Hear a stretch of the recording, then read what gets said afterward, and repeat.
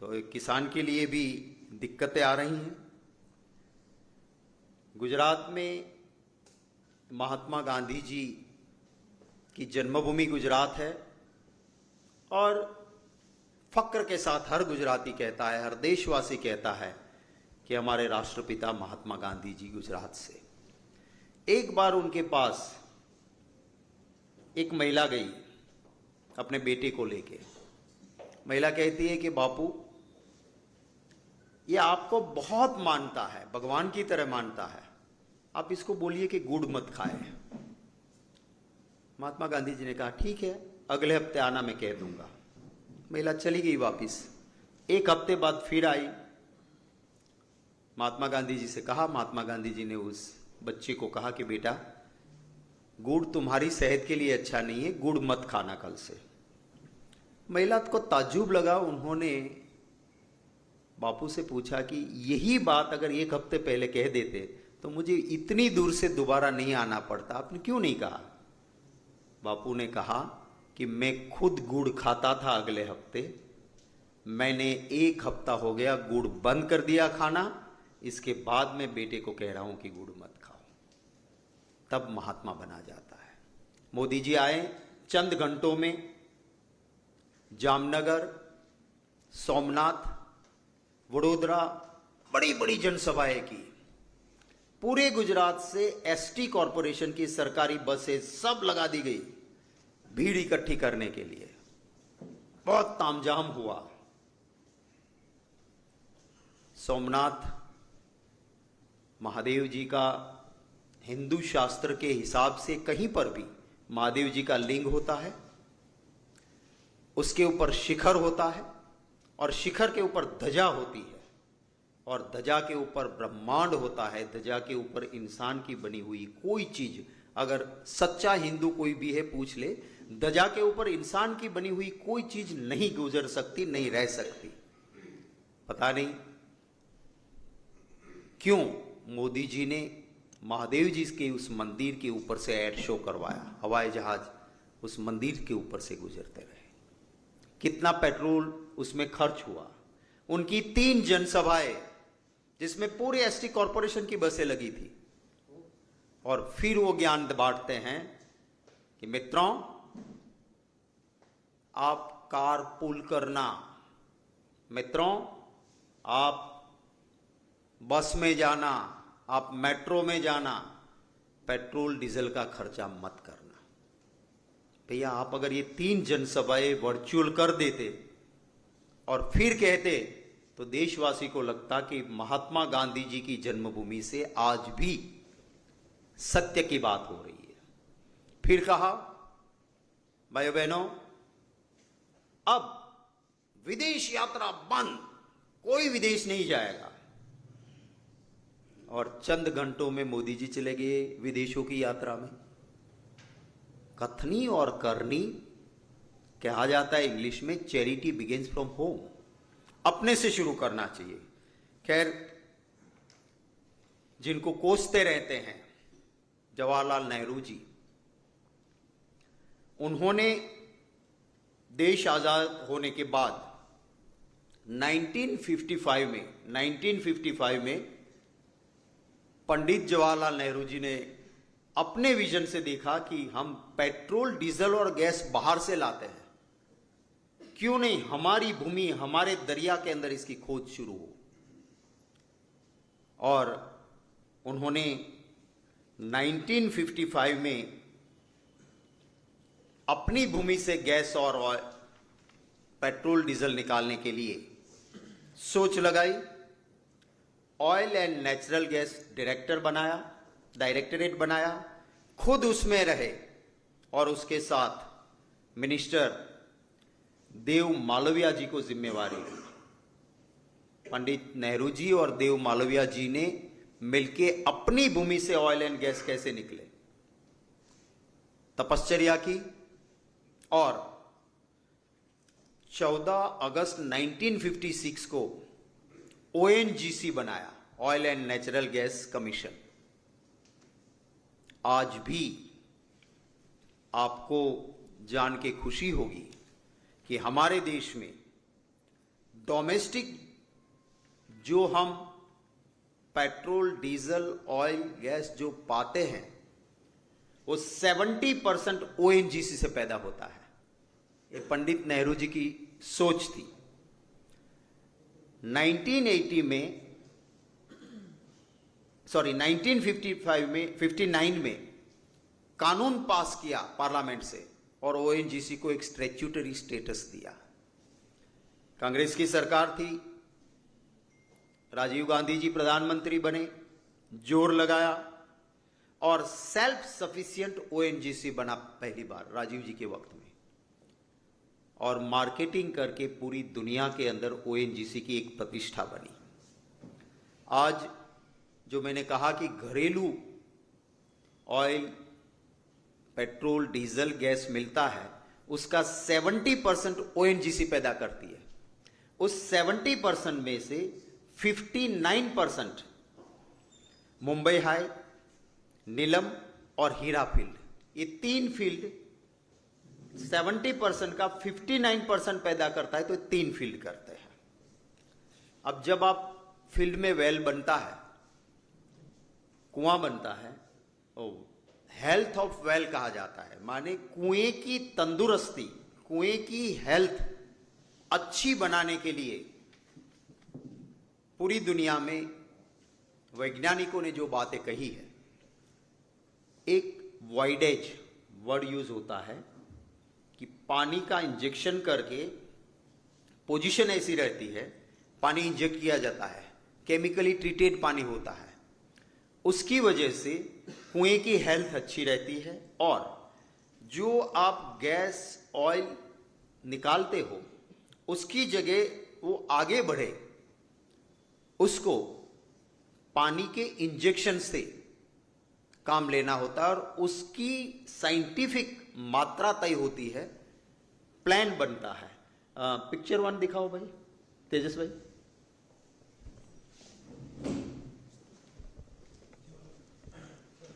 आप ये पूरा फील्ड है, आपका दिल से धन्यवाद भी करता हूं। मैं गुजरात के सौराष्ट्र क्षेत्र में दौरे पे था।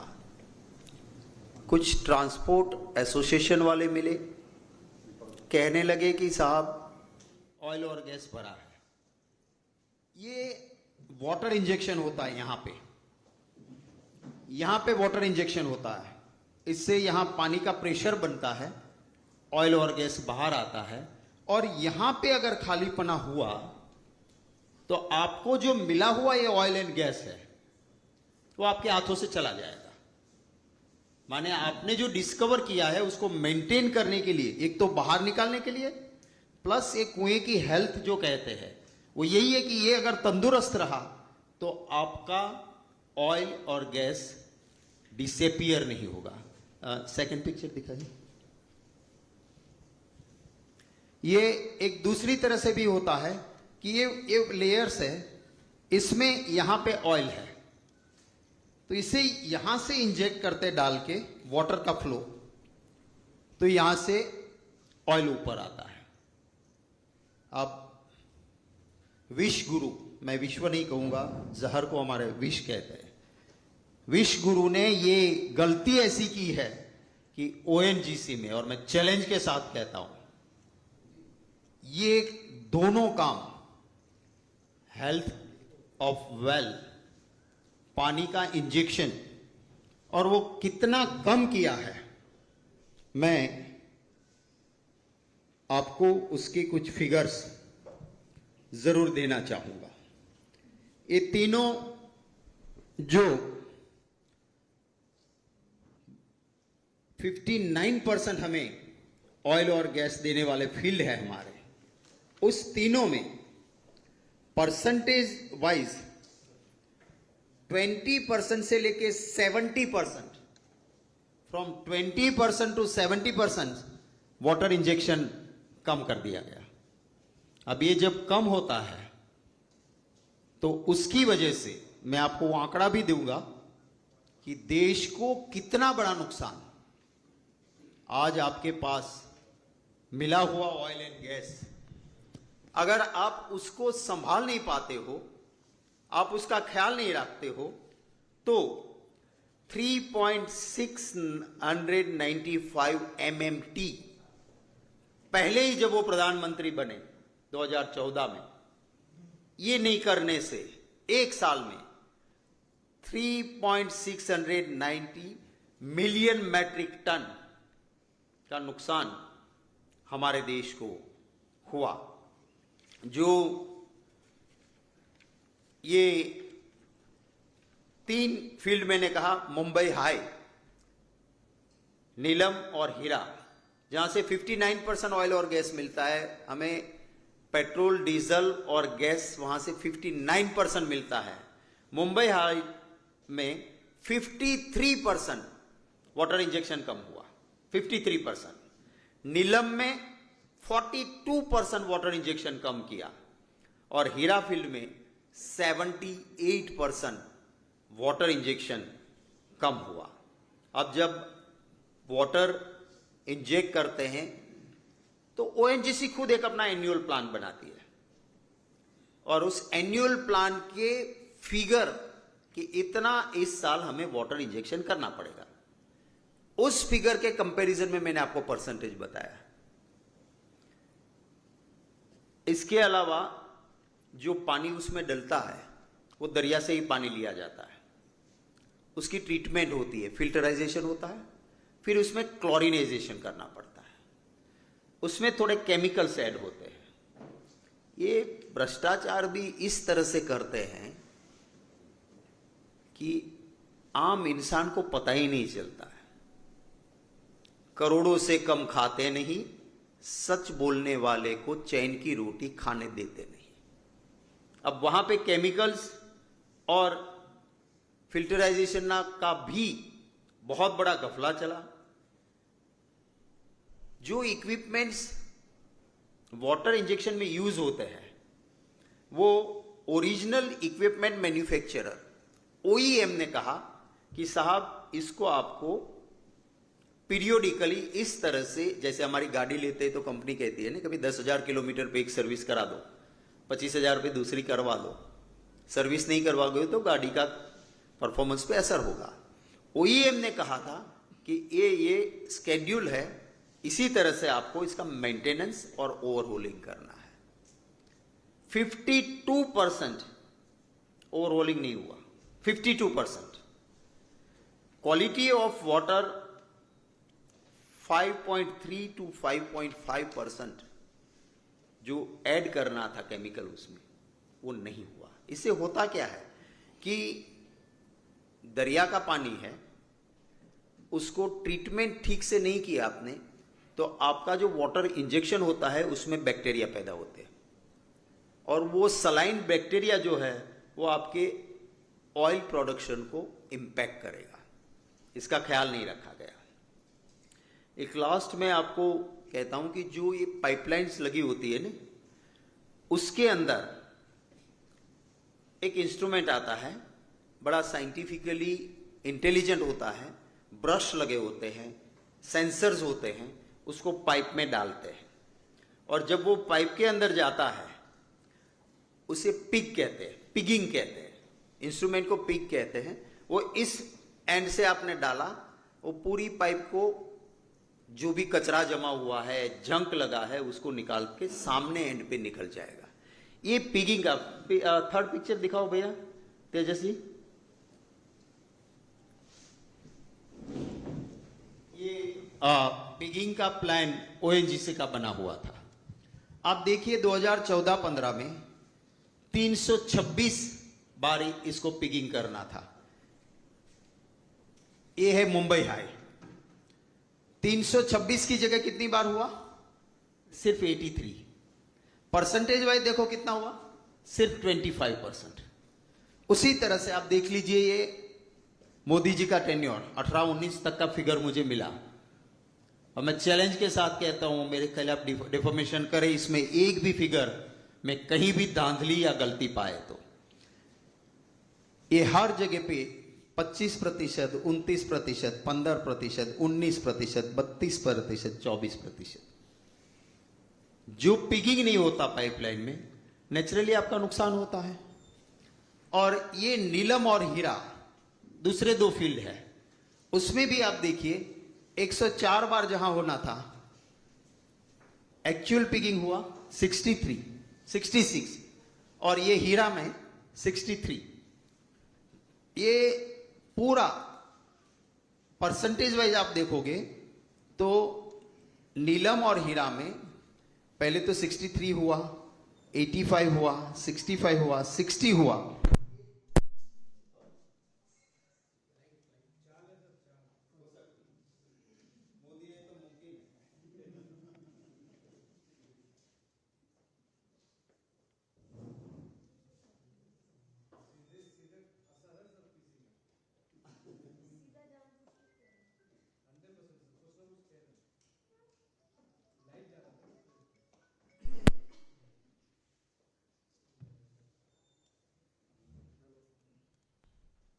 तो ये मैंने आपको ओएनजीसी का जो दिखाया, अगर आज हम ठीक रहते तो देश को इसका बहुत बड़ा फायदा मिलता।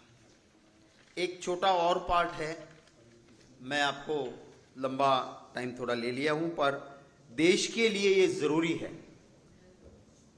इसलिए थोड़ा डिटेल में मैंने पीसी में आपको बात की है।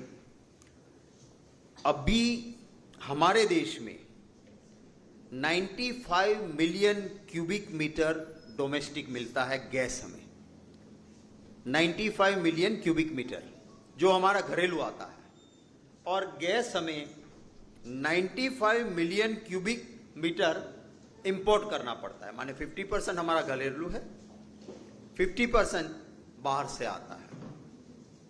अब आपको याद होगा, जो जर्नलिज्म में पहले से है या जो इंटरेस्ट लेते थे उनको याद होगा, 6 जून 2005 मोदी जी ने एक अहमदाबाद में प्रेस कॉन्फ्रेंस की थी और उन्होंने कहा था कि मुझे 20 TCF 20 trillion cubic feet oil और गैस मिल गया है। अगर आप थोड़ा सा रिसर्च भी करोगे तो मिलेगा। 6 जून 2005 को अखबारों ने सुर्खियां छाप दी थी, क्योंकि 20 TCF अरबियन कंट्री में भी नहीं मिलता है, और गुजरात के मुख्यमंत्री ने कहा कि 20 TCF मिल गया है। और उसी प्रेस कॉन्फ्रेंस में उन्होंने कहा था, गुजराती पत्रकारों को एड्रेस करते हुए, हवे मारो गुजराती मित्रों, चकली खोल से तो पानी नहीं, पेट्रोल और डीजल आवश्यक। इसका मतलब यह है, चकली माने जो कॉक पानी से खोलते जहां से पानी आता है, उसको गुजराती में चकली कहते हैं। तो ये कहते हैं कि जब अब मेरा गुजराती कॉक खोलेगा तो पानी नहीं, पेट्रोल और डीजल आएगा, क्योंकि मुझे 20 TCF ऑयल एंड गैस मिल गया है केजी बेसिन में। मैं खुद खुश था, क्योंकि मैं भी इस देश का नागरिक हूं, कि अगर मेरे गुजरात को और मेरे राष्ट्र को 20 TCF ऑयल एंड गैस मिला है, तब तो कल्याण हो गया। अब किसी के ऊपर निर्भर नहीं रहना पड़ेगा। एक अधिकारी को मैंने कहा कि जो मेरे साथ जब मैं मिनिस्टर था तब डेप्यूटी सेक्रेटरी था, उसको पूछा, मैंने कहा ये 20 TCF बड़े बधाई भाई, मैं मोदी जी को भी बधाई दूंगा। तो उसने कहा साहब 5 मिनट बाद मैं फ़ोन करता हूँ। फिर उसका फ़ोन आया किसी और के नंबर से, कहते साहब बधाई मत देना, ये सारा स्टंट है, रिकवरेबल वापिस ले सके ऐसा एक बूंद भी नहीं मिला है, 20 TCF छोड़ दो आप। मैंने कहा ये कौन, इसको सर्टिफाई कौन करेगा? बोले there is only one authority, that is DG hydrocarbon, वो सर्टिफाई कर सकता है कि कितना है। मैंने RTI लगाई DG हाइड्रोकार्बन पर, जवाब नहीं मिला तो मैं खुद उसको मिलके झगड़ा किया मैंने, कि मैं जाऊंगा सुप्रीम कोर्ट तक, तुम्हारी धज्जियां उड़ेगी, क्यों नहीं दे रहे हो। देन उन्होंने सर दिया लिख के कि केजी बेसिन में कोई 20 TCF नहीं मिला है गुजरात को, जीरो रिकवरेबल और कॉमर्शियली वायेबल जीरो है। अगर उस वक्त 20 TCF मिल गया होता तो आज हम जो 50 million cubic meter gas import करते हैं वो करने की ज़रूरत ही नहीं होती। मोदी जी बताएं कि वो गया कहाँ। मैं आपको कहूँगा कि जैसे ONGC, उसी तरह कांग्रेस की गवर्नमेंट ने गुजरात में GSPC, Gujarat state petroleum corporation बनाया था, जो ऑयल एंड गैस ढूंढता था। गुजरात के किनारे से ही उनको ऑयल एंड गैस मिल गया था। और हमारा GSPC, हम गुजराती में कहते थे हमारो कमाऊ दिकरो छे, माने जो बेटा पैसा पैदा करके देता है, ऐसा अगर कोई है तो GSPC है, जिसके पास सरप्लस फंड रहता था। मोदी जी आए, गुजरात के मुख्यमंत्री बने, शायद ख्वाब था प्रधानमंत्री का, पैसे चाहिए और लोगों को पता भी नहीं चले कि करप्शन हो रहा है, तो कहां से ढूंढे। तो उन्होंने GSPC से ब्लॉक लेने का तय किया। 68 ब्लॉक ऑक्शन में KG बेसिन में भी लिए। फिर उसमें से 37 में कहा कि हमने वेल बनाया, कुछ मिला नहीं तो सरेंडर कर दिया। अब आप दरिया के बीच में कुआं बनाते हो तब प्लेटफॉर्म लगता है। Once you remove the platform, एक बार प्लेटफॉर्म आपने हटा लिया, फिर वहां कुआं बना है कि नहीं कोई तय नहीं कर सकता है। मोदी जी ने कहा 37 सरेंडर कर दिया, उसके हमने प्लेटफॉर्म हटा लिए हैं। कुछ अधिकारी कहते हैं कि वो वेल बने ही नहीं। और एक जियो ग्लोबल करके लंदन की कंपनी, उसके साथ एक एडजस्टमेंट था कि बिल दे दो, इतने परसेंटेज तुम्हारे, इतने मेरे। और जो गुजरात का GSPC सरप्लस फंड रखने वाला गुजरात स्टेट पेट्रोलियम कॉरपोरेशन, उसके ऊपर 19,000 करोड़ का बोझ आ गया और उसे बाहर से मार्केट से पैसा लेना पड़ा। मार्च 2015 19,716.27 करोड़ मार्च 2015 तक मोदी जी के भाई। तो हाँ तो ये वहां डालें। फिर शायद लगा होगा कि बाहर जब दुनिया में शो करना है तो वहां तो डॉलर में पैसे चाहिए। ये पैसे बाहर भेजना भी दिक्कत हो सकती है। UPA गवर्नमेंट थी ऊपर, तो मोदी जी ने तय किया कि अब हम यमन, इंडोनेशिया, ऑस्ट्रेलिया वहां ब्लॉक खरीदेंगे और पेट्रोल और डीजल ढूंढेंगे। ऐसे 12 ब्लॉक यमन, इंडोनेशिया, ऑस्ट्रेलिया में परचेज किए। हजारों करोड़ GSPC के वहां डाले। आप कोई बिजनेस करने जाते हो, 30% नुकसान हुआ, 50 हुआ, चलो भाई बहुत बुरा हालत था तो 80% नुकसान हुआ, पर 20 तो आपको वापस मिल जाता है। यहां हजारों करोड़ विदेशों में डाले और जीरो करके आ गए, एक भी रुपया वापस नहीं आया, सारा वहां गया, पूरा पैसा वहां डाल दिया। तो देशवासियों के साथ बात कुछ और करना, असल में राष्ट्रभक्ति करनी है तो ऐसे मुद्दों पे ध्यान देना चाहिए। अगर ONGC में आप ठीक करते, आपको करोड़ों करोड़ों रुपया का जो ऑयल गैस कम निकला, इसकी वजह से मैंने आपको फिगर भी दिया।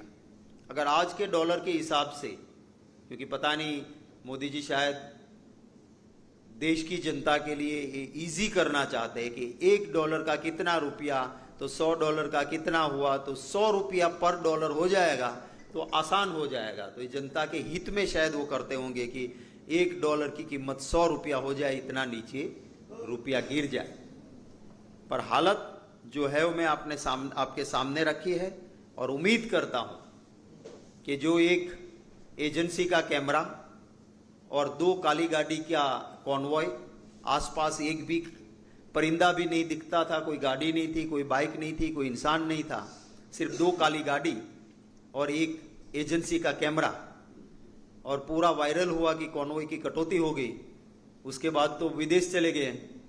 तो अब वो 2 काली गाड़ी, कैमरा नहीं हो तो भी चलेगा, पर देखिए देश में और देश की हित की चिंता करे, ये मैं मांग करता हूं। और ये जो गलतियां करके वाटर इंजेक्शन नहीं करने से, केमिकल ट्रीटमेंट नहीं देने से, प्रॉपर गीगिंग नहीं करने से देश की जनता का अपने डोमेस्टिक मेक इन इंडिया की बात करते हो तो हमारे भूमि में हमारे अधिकार का पेट्रोल, डीजल और गैस कम मिला, उसका जवाब दें।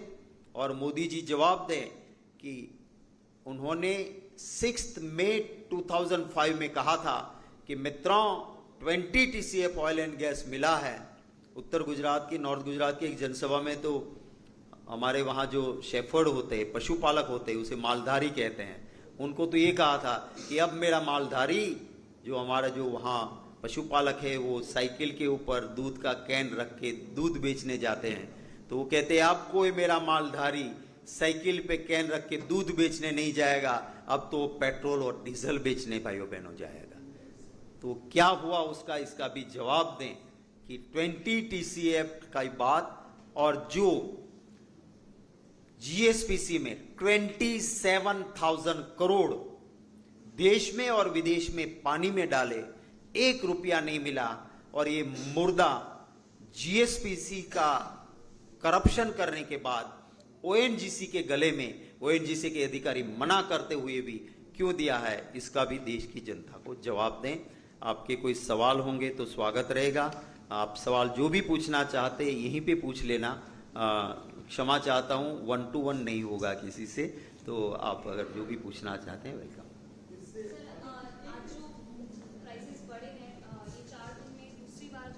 फ्यूल प्राइसेस इंक्रीज हुए हैं, पहले 3 रुपए, अब आज 90 पैसे पड़ा है।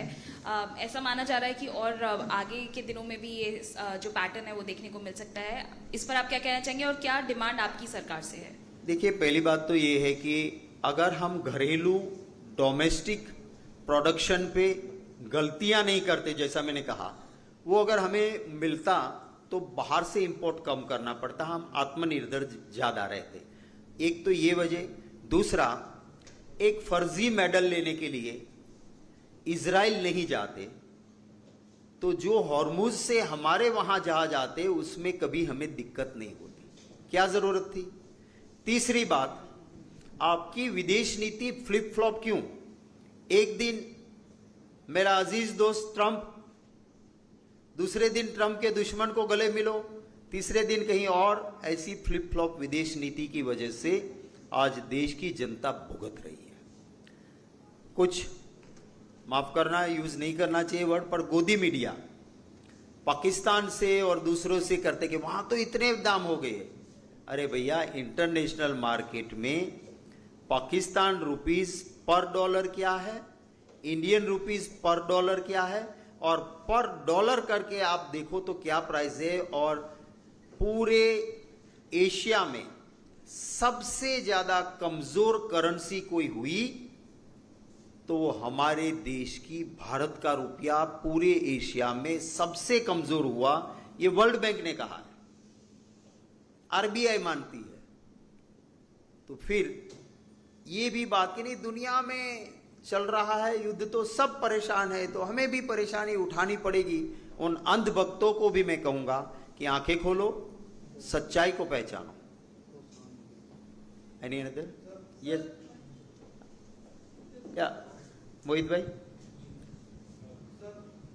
ये मेरा सवाल सुप्रीम कोर्ट के एक फैसले से है, जहां पर सुप्रीम कोर्ट ने कहा है कि जो आवारा कुत्ते हैं, जो खतरनाक हैं, जो लोगों को काटते हैं, उनको इंजेक्शन लगा के मारा जा सकता है। क्या कहेंगे इस पे, क्या प्रतिक्रिया कांग्रेस पार्टी की? देखिए, इस विषय का, क्योंकि मैं भी एक लॉयर हूं, जब हाई कोर्ट या सुप्रीम कोर्ट का कोई जजमेंट होता है तो उसकी 2 लाइन या 3 लाइन पे रिएक्ट करना ठीक नहीं होगा। I have to go through the entire judgement. अगर पूरा जजमेंट देखने के बाद मैं इसके ऊपर प्रतिक्रिया दूं तो वो ठीक रहेगा। मैं मानता हूं कि हमारा मीडिया डिपार्टमेंट, जयराम रमेश जी जिसको भी इसके लिए नियुक्त करेंगे, वो इसके ऊपर पार्टी का स्टैंड क्या है उसके ऊपर जरूर रिएक्ट करेंगे। सर, पवन खेड़ा जी के बाद रणदीप सिंह सुरजेवाला जो है उनको आसाम पुलिस ने समन किया है, जो हेमंता विश्व शर्मा की पत्नी के खिलाफ आरोप लगाए थे, और आसाम पुलिस का कहना है कि कई और कांग्रेस नेताओं को आगे बुलाया जा सकता है इस मामले में। देखिए, अंग्रेज सच बोलने वालों को जेल में डालती थी। कंस ने भी जेल में डाल